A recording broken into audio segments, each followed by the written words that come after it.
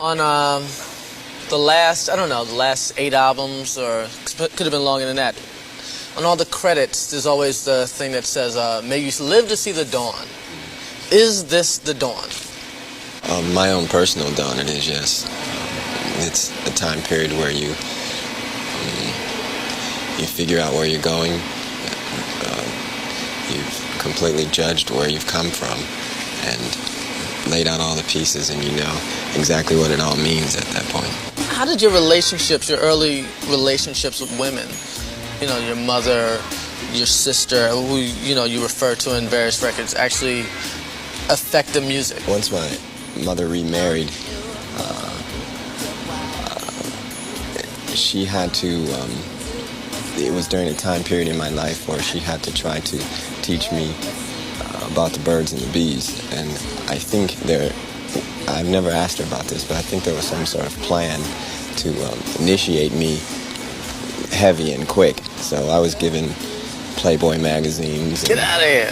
Yeah, and there was erotic literature laying around that was very easily picked up. And, you know, it was pretty heavy at the time. And, I learned more than the birds and the bees, I think.